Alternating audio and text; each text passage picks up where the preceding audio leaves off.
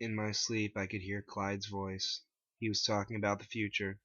In Clyde's future, the only comic books being published were Sonichu comics.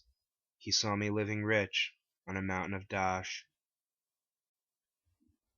rolling in cash. When I awoke, I was shocked to see that several weeks had passed. The house at Paper Street was crowded with miscreants, each making medallions and shipping them out. I made my way out of the house because I had to find Clyde. I had no luck finding him. He's nowhere to be found. I did find several receipts for plane tickets in Clyde's dresser. I decided to visit where he visited. Maybe I'd find him. Everywhere Clyde went, I was one step behind.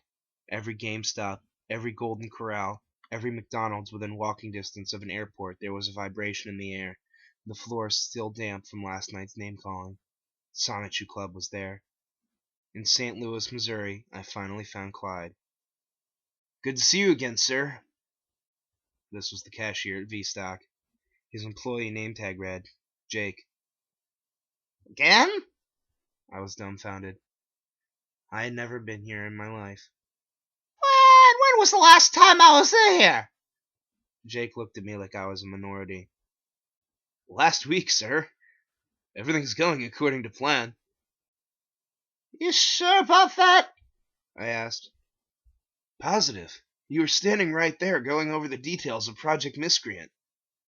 I leaned forward, sweat starting to pour from my pores. "Just who do you think I am?" Jake smirked. "Clyde Cash, sir." I queasily made my way back to my hotel room. I picked up a phone and dialed Megan. "Go for Schroeder." "Meg, it's me." She paused. "Oh," she said. She wasn't happy to hear my voice. "Megan, have we ever had sex?" "Are you asking whether what we've done would be considered fucking or making love?" "Yeah." I said. "No, have we ever done it?" A long sigh emanated from her end. "You love me, you hate me. You're filthy rich, you're dirt poor. "Clyde, I just don't... What did you call me?" Silence. "Clyde Cash," she screamed. "Your name is Clyde Cash. Are you happy?" I dropped the phone. "Damn it, Chris, you talked about me." I turned around and found myself face to face with Clyde Cash. "Clyde, why does everyone think that I'm you?" He sighed. "Chris, why would anyone confuse the two of us?" He had me. We looked completely different. "Because I am you." "But that's impossible. The house on Paper Street." "Rented in your name." "You have a job." "Wrong. You have 3 jobs because you never write. And incidentally, you were fired from all 3. Even the job as the volunteer Pokemon gym leader?" Clyde nodded.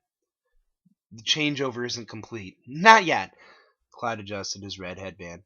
"See, sometimes you're still you. Sometimes you're me. And sometimes you're you watching me." I dropped to my knees in shock and did a dramatic glasses removal. "Now it's time for you to go to bed." It's called The Changeover. The movie keeps on going, but the audience doesn't even know the difference. I made it back to Virginia.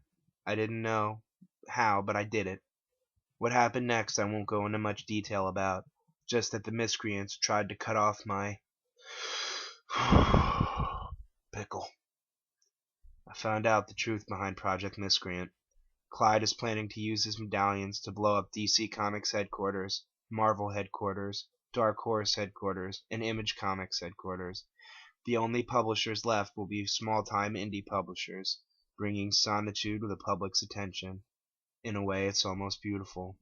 Which brings me back to Clyde has his gun buried deep in my mouth.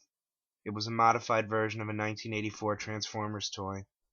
It had once been a highly sought-after character named Megatron, but using Crayola model magic and his knowledge of firearms, Clyde had converted it to a real pistol. I could feel the silencer holes Clyde had drilled into the barrel of the gun with my tongue. In 10 minutes, there was going to be a massive explosion that rocks history forever. 9 minutes. Clyde flashes me a grin. "Any last words?" he asks. It's hard to talk with a gun in your mouth. It comes out as He pulls the gun from my mouth. I clarify. I still can't think of anything. He laughs. Flashback humor, he says. Cute. We're in a building in a city somewhere. We're across the street from DC headquarters.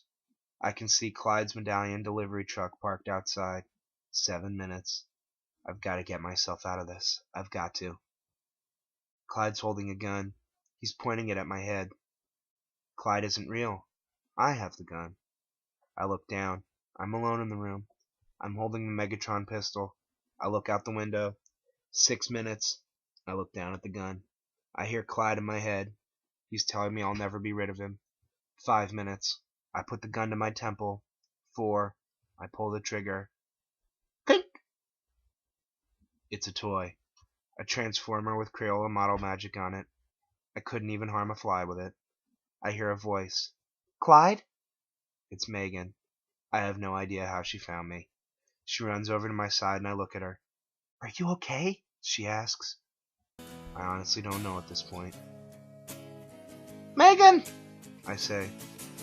you met me in a very strange saga of my life. DC Comics erupts in flames. Kaboom! Marvel crumbles. Dark Horse. Image. Kaboom Comics. Paper cuts. Wham! Slam! Bang! Small up-and-coming indie publisher. There is nothing now but Sonichu. Sonichu is love.